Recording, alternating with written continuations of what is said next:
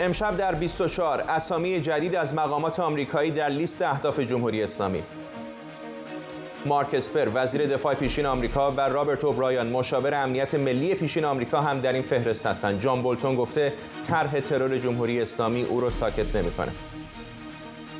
اختلاف نظر ایران و طرفین مذاکرات بر سر نهایی بودن متن توافق. روسیه از فشار اروپا برای نهایی تلقی کردن متن برجام انتقاد کرده. همزمان با حمایت رهبر جمهوری اسلامی از گروه جهاد اسلامی، وزیر دفاع اسرائیل گفته ایران هر سال میلیون‌ها دلار به این گروه شبه نظامی کمک میکنه. و بهایی بودن دلیل محرومیت از تحصیل. امسال هم حداقل 49 نفر از شهروندان بهایی از تحصیلات عالی محروم شدند. از واشنگتن دی سی این 24 است با فرداد فرحزاد. سلام به شما. با انتشار جزئیات بیشتر از اتهام طرح ترور مقامات پیشین دولت آمریکا توسط ایران، گفته میشه علاوه بر جان بولتون، مایک پومپئو، برایان هوک و مارک اسپر نفرات بعدی در این لیست بودند. جان بولتون هدف شماره یک این ترورها در آخرین واکنش به شبکه MSNBC گفته طرح ترور جمهوری اسلامی او رو ساکت نمیکنه. دیشب هم آقای بولتون در همین برنامه به ایران اینترنشنال گفت در نظر نگرفتن تهدید تروریسم ایران در برجام یکی از نقص‌های بنیادین این توافقه. FBI میگه مبلغ $300,000 برای ترور جان بولتون در نظر گرفته شده بود. همکارم کیان امانی اینجا در استودیو به ما پیوسته. کیان، چه جزئیات بیشتری میدونیم در مورد افراد دیگری که ظاهرا به دنبال کشتنشون بودن؟ فردا دست کم 4 نفر در این فهرست ترور اسمشون دیده میشه، 2 وزیر، 1 مشاور و همینطور خود جان بولتون. بر اساس اونچه که تا الان ما به دست آوردیم به نظر میاد که شهرام پورسیف که ساکن ایران هستش و این ترورها داشته برنامه ریزی میکرده و به نظر میاد که او داشته تمام مراحل کار رو پیش میبرده. دست کم ما میدونیم که حداقل تا به حال 4 مقام پیشین دولت ترامپ در این فهرست دیده میشن. چه جزئیات بیشتری در این 24 ساعت گذشته از آقای بولتون و دیگر مقاماتی که میدونیم که به نظر میاد دنبال کشتنشون بودن شنیدیم؟ جان بولتون به خصوص و همینطور مایک پومپئو طی 24 ساعت گذشته به چندین تلویزیون مختلف گفتگو کردن، توضیحات بیشتری دادن. مثلا جان بولتون گفته که خیلی ناخرسنده، گفته مبلغی که برای من اختصاص داده بودن خیلی کمه. مایک پومپئو از اون ور تایید کرده که بله، وزارت دادگستری مستقیما با من تماس گرفت، گفتش که من در این فهرست هستم. ولی ما میدونیم که ایران قبلا هم تلاش کرده بود، مثلا برایان هوک یا خود پومپئو رو یا آقای بولتون قبلا هم اینا تلاش کرده بودن، اما به نظر میاد این کاری که شهرام پورسیف داشته میکرده، پورصفی داشته میکرده این بوده که داشته این طرح رو از ایران اجرا و هدایتش میکرده. جزئیاتی هم آرام آرام از خود این آقای پورصفی در شبکه‌های اجتماعیش این ور اون ور منتشر شده. فایل‌های صوتی منتسب به او در کانال معروف شبکه اجتماعی کلاب هاوس منتشر شده که داریم اونها رو هم بررسی می‌کنیم. امیدوارم در ادامه برنامه بتونیم بخشای از اون رو پخش بکنیم، چون بسیار گویا هست در مورد نظر او در مورد بسیاری از مقامات آمریکایی. فعلا ممنونم از تو کیان امانی، همکارم اینجا در استودیو با ما. آنتونی بلینکن وزیر خارجه آمریکا هم گفته این کشور هر گونه حمله به شهروندانش رو به شدیدترین شکل پاسخ میده. وزیر خارجه آمریکا با انتشار توییتی در واکنش به طرح توطئه قتل مقامات پیشین گفته هر گونه حمله به شهروندان آمریکایی با عواقب شدیدی مواجه میشه. محسن سازگارا عضو شورای مدیریت گذار از واشنگتن دی سی با ماست. آقای سازگارا، اگر این اتهامات درست باشه به نظر میاد جمهوری اسلامی وارد یک مرحله جدیدی از تلاش برای عملیات ترور مقامات آمریکایی در داخل خاک آمریکا شده. میدونیم که حتی مخالفان جمهوری اسلامی هم کم و بیش در مقایسه با اروپا در آمریکا معمولا امنیت بیشتری داشتن.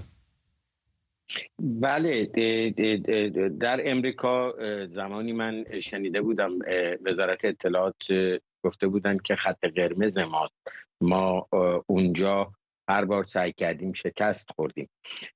ولی ببینید معمولا برای این قبیل ترورها یک آدم مسئول میشه در دستگاه اطلاعاتی، یک پروژه تعریف میکنن، یک تیم انتخاب میکنه و وارد بررسی میشن. گاهی 1 سال طول میکشه تا برسن به عملیات. در مورد مخالفین یا اتباع دیگه اگر خواستن کاری بکنن این گونه عمل کردن.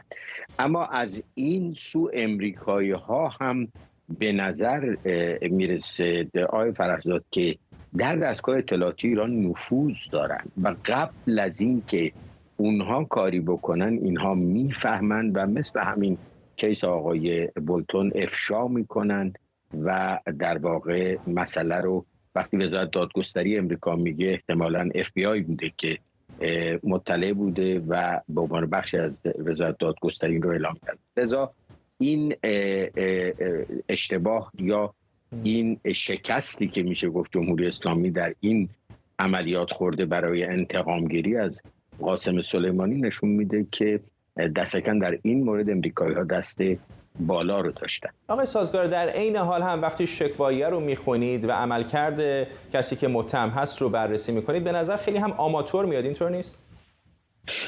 درست میگی. منم اخیراً دقت کردم سابق ظاهراً وزارت اطلاعات این کارا رو میکرد در خارج، حرفه‌ای‌تر و کارکشته تر بودن.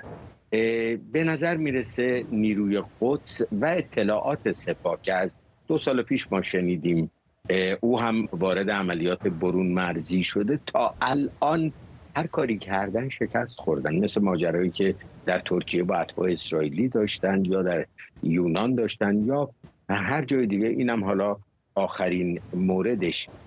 بنابراین با شما موافقم، نسبت دست کم به خود جمهوری اسلامی و کارهای قبلیش الان آماتوری تر و ناشیانه تر به نظر میرسه. فارغ از اینکه آماتور باشه یا حرفه‌ای باشه، اگر چنین عملیاتی، بالاخره عملیات آماتوری هم ممکنه بعضی اوقات به نتیجه برسه، اگر به نتیجه برسن، واقعا آیا به نظرتون به هزینه سیاسیش فکر کردن؟ چون این فقط یک مخالف جمهوری اسلامی یا یک روزنامه‌نگار یا یک فعال سیاسی نیست، در مورد مقامات پیشین دولت آمریکا داریم حرف میزنیم. بله، حتی اتباع امریکا یه پرنسیپی داره در سطح بین المللی و اون است که اگر تبعی از امریکا کشته بشه به شدت واکنش نشون میده. این رو مثلا قاچاقچی‌ها خیلی خوب میدونن. مامورای اداره مرزه و مواد مخدر امریکا در امریکای لاتین دست بهشون نمیزنن، چون دیدن اگر یکیشون رو بزنن 10 برابر امریکا انتقام میگیره. چه برسه حالا از مقامات ارشد امریکا باشه. والا من نمیدونم آقای خامنه‌ای که نهایتا این قبیل ترورها به اجازه او صورت میگیره هزینه و فایده کرده یا نه، ولی اگر فرض کنید به فرض محال موفق میشدن حتی اقدام به ترورهای بودکن در امریکا میشد ولو موفق نمیشد، پرنسیپ امریکا سالهاست که این است که به شدت تلافی میکرد حتی تا حد حمله نظامی. فکر میکنید ممکنه موارد این چنینی بر اساس همون دکترین آتش به اختیار باشه؟ یعنی مثلا گروه‌هایی باشن که کانترکتور هستن یا طرف قرارداد هستن با سپاه قدس یا وزارت اطلاعات؟ نمیخوام هیچ پیش بینی بکنم و فقط بر اینقدر یعنی این کار به نظر میاد در مقاطع ابتدایی بوده که همچین گمان زنی رو به نظرم میشه بهش فکر کرد. من فکر نمی کنم. ببینید این ترورهای خارج از کشور هنوز حکومت انقدر وا نرفته از هم که در خود یه گروهی بتونه بکنه، شاید بعداً بشه، ولی نه، این ترورها خیلی حساب کتاب داره و همونطور هم که عرض کردم تا اونجا که من میدونم نهایتاً شخص آقای خامنه‌ای باید اجازه بده و عملیات رو برن انجام بدن، ولی به قدری بد و ناشیانه عمل میکنن که میفهمن. البته اینم عرض کردم فراموش نکنیم دستگاه اطلاعاتی امریکا که شاید ارشدم باشه، برادر بزرگتر مثلا دستگاه اطلاعاتی اسرائیل یا حتی انگلیس در دنیا هست، در دستگاه اطلاعاتی ایران نفوذ داره. اینا رو از سرمنشأ میفهمه. ممنونم از شما. محسن سازگارا، عضو شورای مدیریت گذار از واشنگتن دی سی. اختلافات در مورد نهایی بودن یا نبودن متن مورد مذاکره در آخرین دور از نشست وین همچنان ادامه داره. ایران میگه این متن نهایی نیست و سخنگوی اتحادیه اروپا میگه طرفای برجام یا باید همین متن رو همونطور که هست بپذیرن یا مذاکرات به شکست رسیده. طرف روس از طرف دیگه گفته که اتحادیه اروپا حق چنین اظهار نظری نداره. اولیانوف در توییتی نوشته کمیسیون مشترک برجام به اتحادیه اروپا و هماهنگ کنندش اجازه این نوع حرف زدن رو نمیده. خبرگزاری جمهوری اسلامی ایران هم در گزارشی نهایی خوندن متن برجام رو فشار دیگری بر جمهوری اسلامی خونده.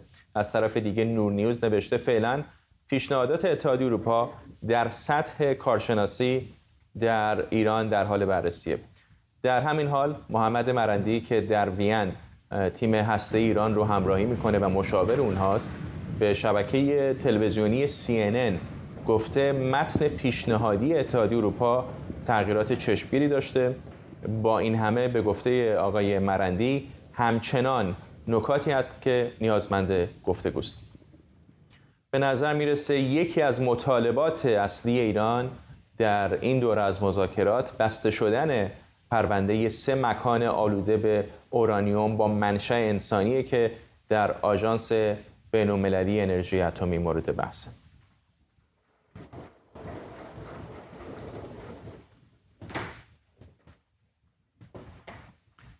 در ادامه واکنش‌ها به حمله به منزل تفریحی دونالد ترامپ در پالم بیچ فلوریدا، اریک گارلند وزیر دادگستری آمریکا همین دقایق پیش در جمع خبرنگاران از عملکرد وزارت دادگستری و FBI دفاع کرد. وزارت دادگستری در فلوریدا برای مهرموم کردن حکم بازرسی و جستجوی اموال رئیس جمهور پیشین از دادگاه فدرال مجوز داشت. این وزارتخانه هیچ بیانیه عمومی در روز جستجو ارائه نکرد. کپی‌های حکم بازرسی و جستجوی اموال در روز تفتیش به مشاوران ترامپ که در محل حضور داشتند تحویل داده شد. به دلایل امنیتی و برای حفاظت از مأموریت FBI هیچ بیانیه عمومی در روز تفتیش صادر نشد. وزارت دادگستری تصمیمات اینچنینی را بسیار جدی می‌گیرد. گارلند بود وزیر دادگستری ایالات متحده آمریکا که بعد از چند روز فشارهای افکار عمومی در مورد رفتن به خانه دونالد ترامپ در پالم بیچ و فلوریدا به مطبوعات پاسخ میداد. همکارم اردوان روزبه اینجا در استودیو با ماست. انتظارها خیلی زیاد بود از او ولی حرف خاصی نزد. در واقع رفع رجوع شد تا اینجا. یعنی به خاطر فشارهایی که از روز شروع عملیات برای وزارت دادگستری بود، با توجه به اینکه اعلام شد از بالاترین مقامات دادگستری این دستور صادر شده، به تبع با جوابگو بود. در مرحله اول اعلام گفتش خودم تاییدش کردم. دقیقاً، چون اون موقع خب برای هیچ کس روشن نبود چه کسی دستور داده. خب به هر حال این دستور بدیه، برای شاید بشه گفت به جرئت اولین باره که خونه یک رئیس جمهور ایالات متحده آمریکا توسط پلیس فدرال اشغال میشه، برای ساعت‌ها به بازرسی و تفتیش میشه. باید پاسخی داده میشد به دلیل اینکه جمهوری‌خواها خشمگین هستند از کاری که شده و اطلاعاتی که بود. البته قابل پیش بینی بود که امروز هیچ توضیح داده نشه به دلیل اینکه هنوز اینا نمیگن دقیقاً دارن چی کار میکنن. فقط اعلام شده تعدادی اسناد خارج شده. چرا، چگونه، به چه علت ما میدونیم، فقط برمیگرده به اون داستان مسئله آرشیو ملی، ولی جزئیاتی رو باز هم همونجا که میده امروز آقای گارلند اعلام نکرده و فکر نمی‌کنم چنین اظهاراتی طرفداران آقای ترامپ رو راضی بکنه، چون هیچ اشاره‌ای نکرد که دقیقاً به چه دلیلی ماموران فدرال وارد خانه آقای دونالد ترامپ در فلوریدا مار-ا-لاگو شدن. فقط گفته که کارشون قانونی بوده، من اون رو تایید کردم و رفتن به یک خانه رئیس جمهور یا هر کسی دیگر رو ما به سادگی انجام نمیدیم. اینها خیلی حرفای کلی هست. فکر نمی‌کنم مخالفان رو به این راحتی راضی کنه. آخه مسئله یه چیز دیگه است. مسئله سر اینکه الان گروه عمدتاً جمهوری‌خواهان به این باور هستن که همه اتفاقاتی که داره میفته سیاسیه، بیش از اون چیزی که مسئله حقوقی یا یک جرم باشه، مسئله سیاسی بودنش مطرحه و اونا در واقع جبهه‌گیریشون به این سمت میگن اگه شما توضیح ندارین پس معلوم میشه که شما دارین یه هدفگیری میکنین به خاطر انتخابات 2024. وگرنه باید خیلی شفاف ما توضیح بدید که چه واقعیتش هم اگر موضوع واقعا فقط بحث آرشیو ملی باشه، مثلا یک موضوع طبقه بندی شده حساس امنیتی نباشه، این برداشت به نظر خیلی ممکنه حتی کسانی که طرفدار آقای ترامپ هم نباشن درست باشه. نمیگم آرشیو ملی موضوع مهمی نیست، ولی اینکه با حکم قضایی برید خانه یک رئیس جمهوری سابق ایالات متحده آمریکا رو تفتیش بکنید، اقدامی بسیار جدی است و نادر. و من فکر می‌کنم ببینید آخه برمیگرده به داستان ماه فوریه وقتی که آرشیو ملی اعلام کرد که ما تعدادی نزدیک 15 صندوق سند پیدا کردیم و تعدادی از اونها در همین ویلا البته و تعدادی از اونها اصلا پاره شده توسط رئیس جمهور که بعداً چسب دادن و درستش کردن و دوباره بازسازی و بازیابیش کردن. به هر حال این بهانه‌ای رو باز گذاشته. یه سری مواردی وجود داره راجع به ترامپ که پاسخ به هر حال تا الان نداده، در خیلی از جاها حاضر نشده، یا اتفاقاتی از این دسته. اما در نقطه مقابل ما میدونیم که آقای ترامپ یک رئیس جمهور متفاوته. یعنی به هر حال آدمی بوده که در دوره خودش اتفاقات نادری پیش آورده و خب به تبع هنوز هم این داستان وجود داره، شاید به خاطر طبیعتش، نوع رفتارش. من فکر میکنم الان ما دو سوی ماجرا داریم. گروهی داریم که به هر صورتی هنوز پاسخی از رفتارهای آقای ترامپ نگرفتن و گروهی معتقدن که این فرد متفاوتی است و میتونه شرایطی رو به وجود بیاره که آمریکا برگرده بگه وضعیت بهتر. به خاطر داشته باشید ما این موقعیتی داریم آمریکا در بحرانه، هر دو حزب در شرایط خوبی نیستن. انتخابات میاندوری امروز یکی از جمهوری‌خواهان گفته بود که اگر وضعیت ما در انتخابات میاندوری روشن بشه اولین کاری که می‌کنیم این مسئله رو بررسی می‌کنیم، باید شفاف کنید که چرا این کارو کردید. ولی من فکر می‌کنم در نهایت اینه که FBI به دنبال پیدا کردن سنده. شما میدونین که سناتور جمهوری‌خواه پنسیلوانیا هم روز سه‌شنبه موبایلش یک باره در تعطیلات که بوده توسط FBI گرفته شده.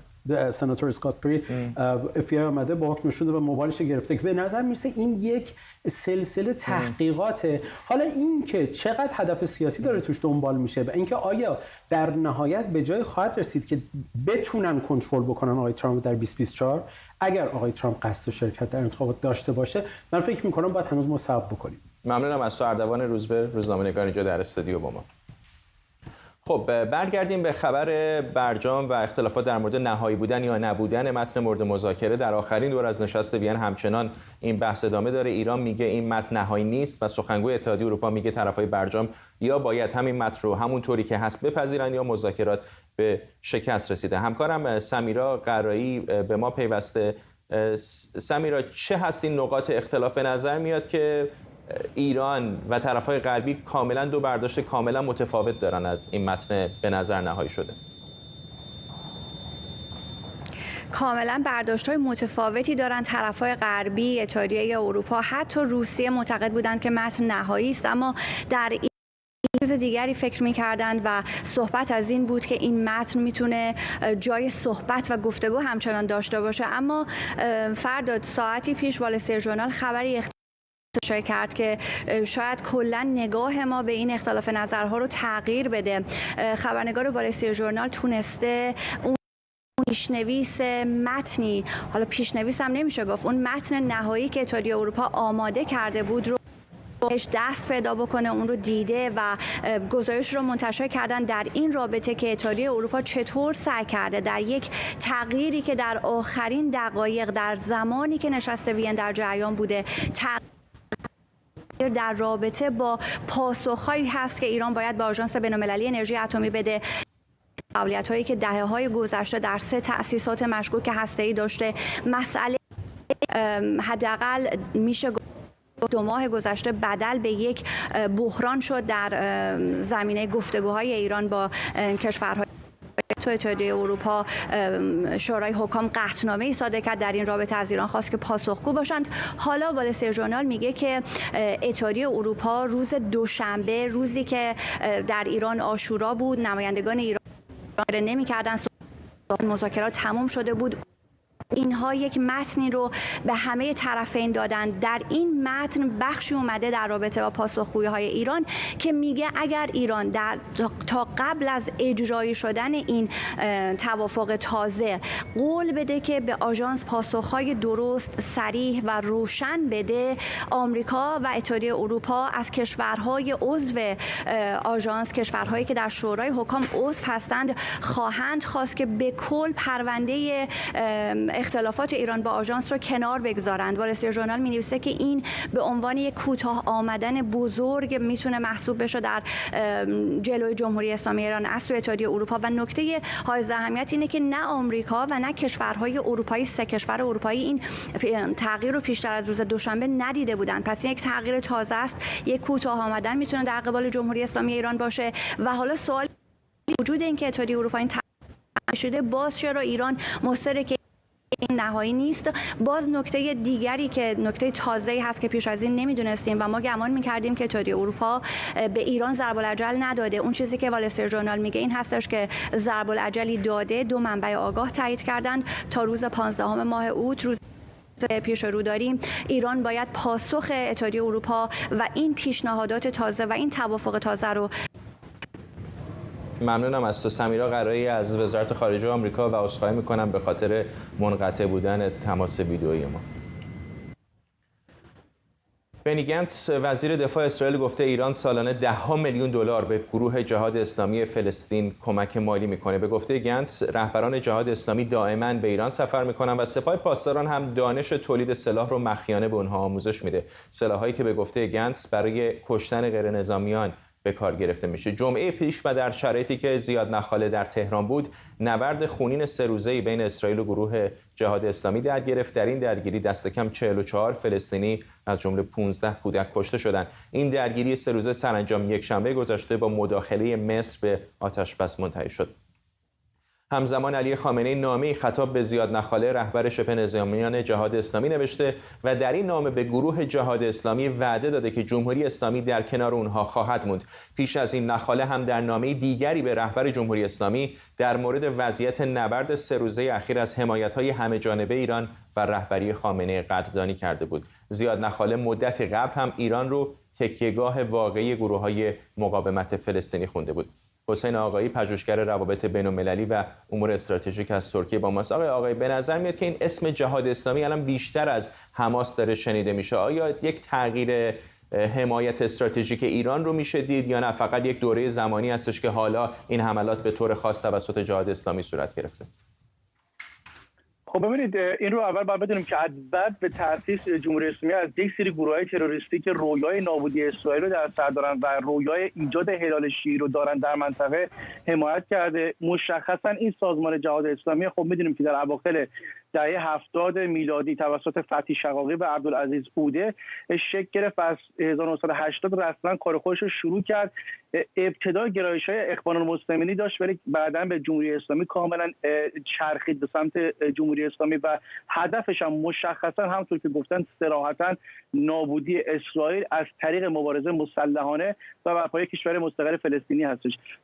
این مسئله که الان ما می‌بینیم به نظر من این هستش که جهاد اسلامی چون حمایت مستقیم به لحاظ مالی و تسلیحاتی رو داره از طرف جمهوری اسلامی و به لحاظ ایدئولوژیکی نزدیکتر هستش به جمهوری اسلامی تا نسبت به حماس و با توجه به اینکه جهاد اسلامی اساساً مثل حماس که حالا از سال 2007 کنترل غزه رو در دست داره، یک گروهی نیستش که بخواد خدمات اجتماعی به طور مثال به مردم بده، عملاً پاسخگو نیستش و خیلی خصوصیات در واقع شبیه دیگر گروه‌های شیعی رو داره که در واقع جمهوری اسلامی ازشون حمایت میکنه و با توجه به این هدفی هم که دارن و جمهوری اسلامی از این گروه بیشتر حمایت میکنه. این به معنی نیستش که از حماس حمایت نمیکنه، ولی حماس یک سری ملاحظاتی رو داره که شاید جهاد اسلامی نداره و به طور مثال حماس میدونست در این دوره از جنگی که رخ داد اگر بخواد وارد جنگ مستقیم، یک جنگ تمام عیار با اسرائیل بشه، ممکنه که در واقع وضعیت برای خود اسرائیل و مردم در غزه بدتر بشه. بنابراین یک سری ملاحظاتی رو داره حماس که در واقع جهاد اسلامی نداره و کاملا بی‌پروا اقدامات تروریستیش رو انجام بده علیه اسرائیل.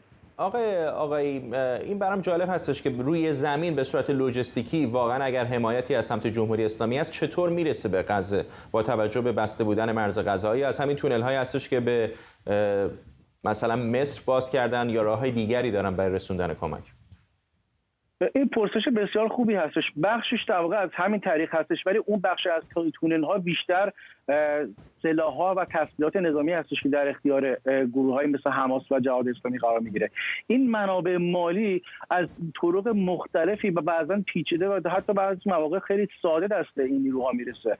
مثلا بنیاد خیریه الانصار هستش که تأسیس شده، این یکی از منابع تامین کننده مالی جهاد اسلامی و حماس هستش.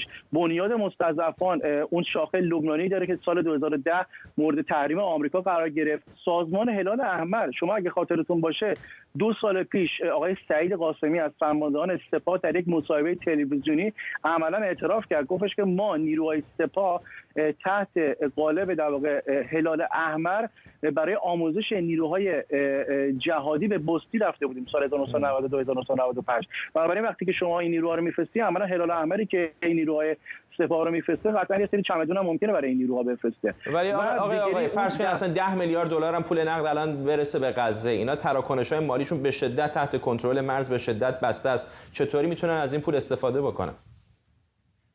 خب ببینید اونها این روش خودشون رو دارن، یعنی از طریق همون منابعی که مالی که گفتم دفاتری داره. به طور مثال دفاتر غزه جهاد اسلامی درسته که در غزه دفتر داره، یعنی مقر اصلیش اونجا هستش، ولی دفاتری در دمشق داره و در بیروت داره و شرکت‌های تبدیل ارز هم وجود داره که در واقع این کارا رو انجام میدن و در واقع اون چمدانی هم در واقع پول در اختیار اینا قرار میگیره. شما اگه خاطرتون باشه 2 سال پیش محمود الزهار از در واقع فرماندهان گروه حماس در مصاحبه که فکر می‌کنم با عالم داشت گفتش که اعتراف کرد، گفت ما سال 2006 خودش در سفر به تهران از قاسم سلیمانی مبلغ 22 میلیون دلار کش پول نقد در واقع گرفته و در واقع اونقدر پول زیاد بوده که حتی تو چمدون هم جا نشده.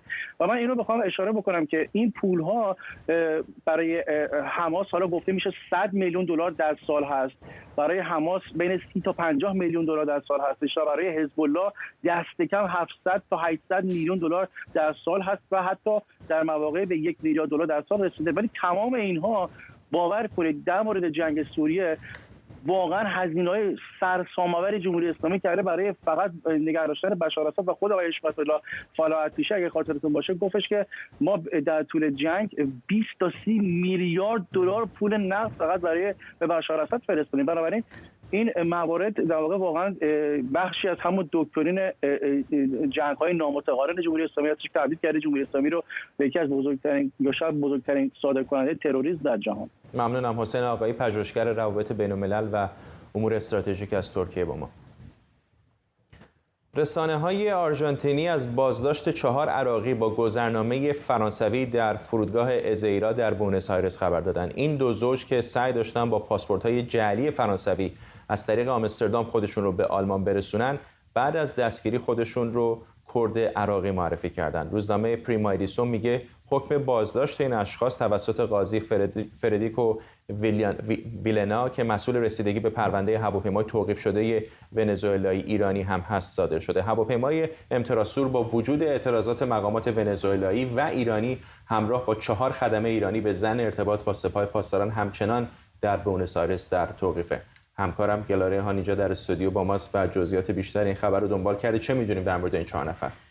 خب فرد روز دوشنبه این دو زوج وارد فرودگاه ازیزان میشه. گفته شده که اینا از برزیل وارد آرژانتین میشن. هدفشون این بوده که از طریق خط هوایی KLM خودشون رو به آمستردام برسونن و مقصد نهاییشون آلمان بوده. اما این در واقع علنی شدن این خبر تا روز چهارشنبه اتفاق نیفتاد. روز چهارشنبه این در واقع وزارت دادگستری آرژانتین این پرونده رو به دادگاه فدرال سپرد و این دادگاه به قاضی ویلنا سپرده شد. فردریکو ویلنا همون شخصی هستش که پرونده امتراسور رو هم در دست داره و این باعث شاید به خاطر همین بود که بعضی رسانه‌ها دیدم صبح گفتن گمان زنی کردن که شاید این 4 نفر ایرانی باشن. دقیقاً همین رو می‌خواستم بگم. به خاطر همین شبهاتی به وجود اومد که ممکنه یه ارتباطی بین این 4 نفر و هواپیمای ایرانی ونزوئلایی وجود داشته باشه. البته ما هنوز نمیدونیم که شاید هم وجود داشته باشه، ولی تحقیقات در این زمینه ادامه داره، ولی دلایل مسجلی هنوز به دست نیامده که ارتباط این اشخاص رو نشون بده. بعضی از رسانه‌های خبری اسرائیلی گفتن که هویت این اشخاص ایرانی بوده، هویت هستشون و حتی پاسپورت‌های عراقیشون هم جعلی بوده. ولی خب هنوز مدارک و شواهد زیادی در این مورد وجود نداره. خب وقتی که راجع به خبرهای آرژانتین میشه نمیتونیم ندیده بگیریم که الان بیشتر از 2 ماهه که امتراسور که متعلق به شرکت هوایی کنایسا هستش هنوز توی فرودگاه ازیزا در بوئنوس آیرس زمینگیر شده و علیرغم درخواست‌های این مقامات ایرانی و ونزوئلایی هنوز آرژانتین این هواپیما رو ریلیز نکرده و ترخیصش نکرده. همین هفته پیش بود که نیکولاس مادورو رئیس جمهور ونزوئلا در یک سخنرانی شدیداللحن آمریکا رو محکوم کرد که این هواپیما رو قصد دزدیدنش رو داره و تظاهرات گسترده‌ای هم در ونزوئلا در این مورد در واقع شکل گرفت. با هم بشنویم این صحبت مادورو رو. این هواپیما کارکرد اساسی تو زندگی ونزوئلا داشت. حالا تو آرژانتین و آمریکا تلاش میکنه اون رو بر اساس قوانین خودش از ما بدزده. ونزوئلا در برابر این اقدام میسته. من از مردم شریفمون میخوام اعلام همبستگی کنن. من عصبانیم و از منافع ونزوئلای عزیزمون دفاع میکنم. صحبت نیکولاس مادورو بود، رئیس جمهوری ونزوئلا. خب فردا یادم باشه که هنوز 5 نفر از خدمه ایرانی در آرژانتین گیر افتادن، از هتل محل اقامتشون نمیتونن خارج بشن. یکی از این خدمه ایرانی بنا به دلایلی قادر بود که خاک آرژانتین رو ترک بکنه، اما تحقیقات در مورد این پرونده ادامه داره. اتهامات زیادی به این هواپیما امچارسو وارده. قبلا هم راجع بهش صحبت کردیم. یکی ارتباط با سپاه پاسداران هست، اما دلیل عمده دیگه در واقع نقض قوانین تحریمی و صادراتی آمریکا. این یک هواپیمای بوئینگ 747 ساخت آمریکا و مشمول قوانین تحریمی آمریکا میشه که در سال 2008 در واقع به تصویب رسیده و آمریکا معتقد آرژانتین به دلیل نقض در واقع قوانین تحریمی که در مورد امچارسو صورت گرفته بین ایران و ونزوئلا و مسکو و چند تا کشور دیگه، معتقده که این هواپیما باید به آمریکا فرستاده بشه. ممنونم از تو گلاره هان، همکارم اینجا در استودیو. خبرگزاری هرانا میگه 3 شهروند بهایی دیگر رو شناسایی کرده که اونها هم بعد از شرکت در کنکور امسال از ادامه تحصیل محروم شدن. حالا تعداد شهروندانی که به دلیل بهایی بودن از تحصیل محروم شدن به 49 نفر میرسه. این افراد وقتی به وبسایت سازمان سنجش رجوع میکنن نتیجه آزمون خودشون رو نمیبینن و به جای اون با صفحه مواجه میشن که نوشته نقض پرونده دارن. محروم کردن از تحصیل به بهانه نقض پرونده سالهاست که در مورد شهروندان معتقد به آیین بهایی اعمال میشه. در هفته‌های گذشته موج تازه‌ای از فشار بر شهروندان بهایی شروع شده و 10 نفر دستگیر شدند. وزارت اطلاعات اونها رو به برنامه‌ریزی برای ترویج بی‌حجابی متهم کرده بود. چند روز پیش هم حدود ماموران حکومتی با محاصره روستای روشنکوه در استان مازندران خانه‌های تعدادی از بهایی‌ها رو با بولدوزر تخریب کردند.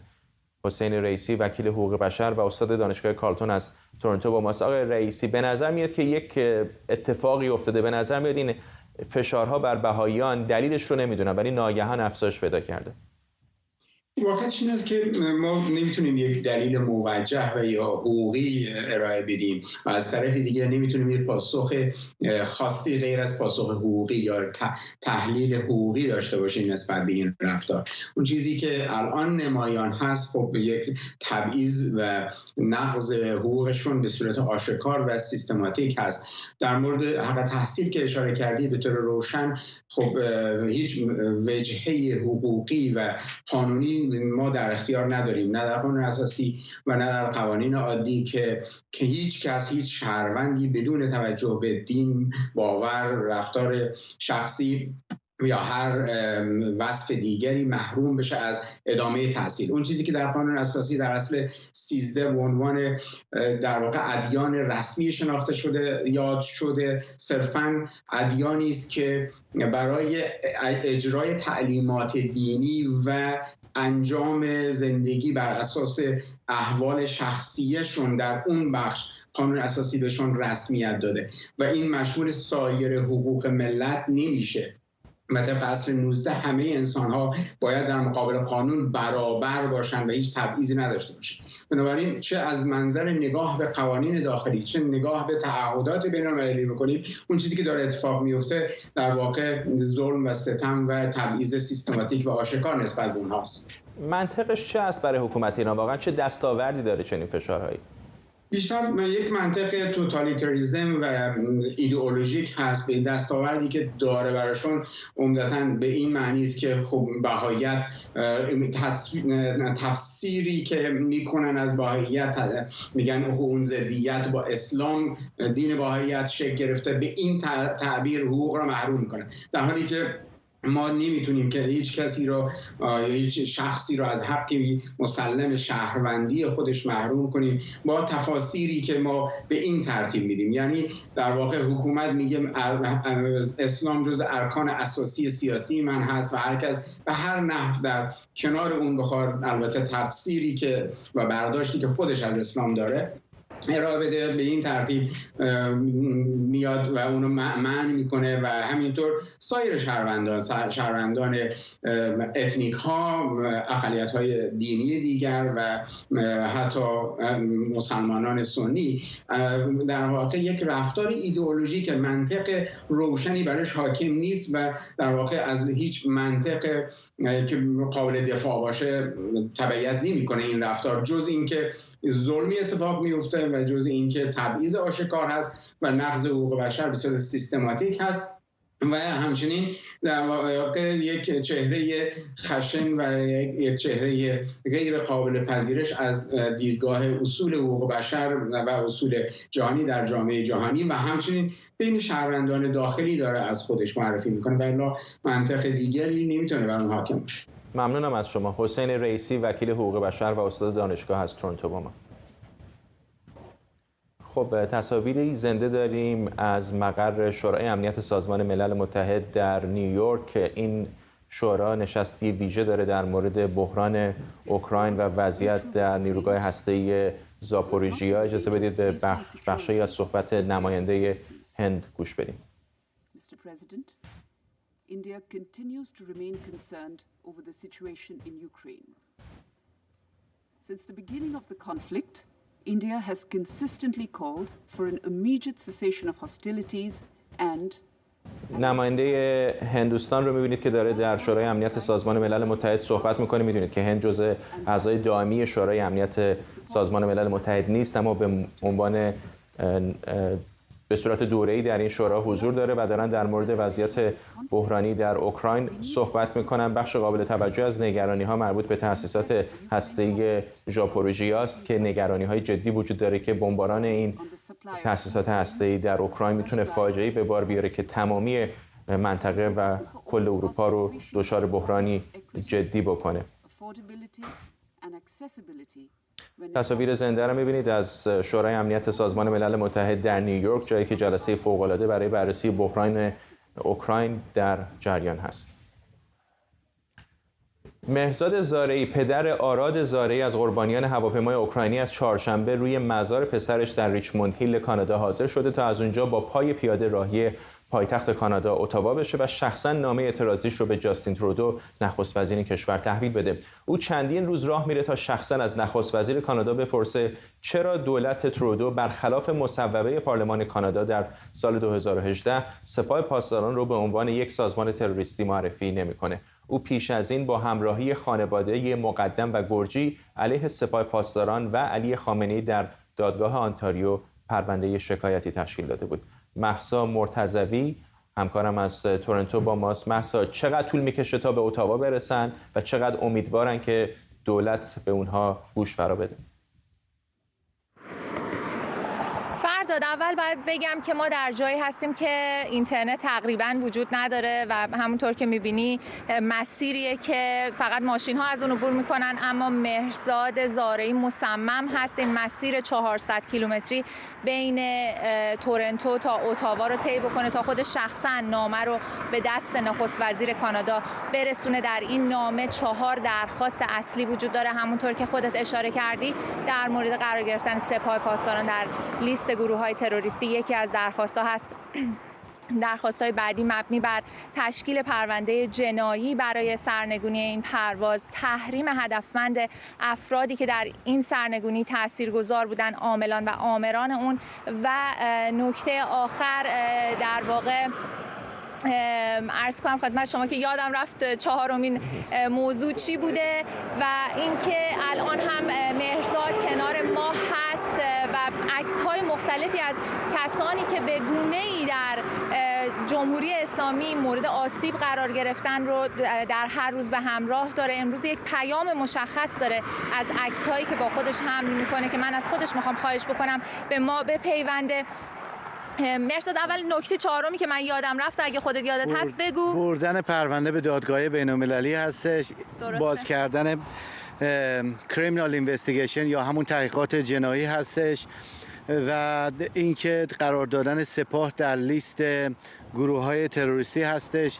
این خواسته‌ای هستش که خانواده هواپیمای اوکراینی دارن. و این عکسی که در دست داری، عکس مادر پویا، برای چی این عکس‌ها رو همراه خودت میبری؟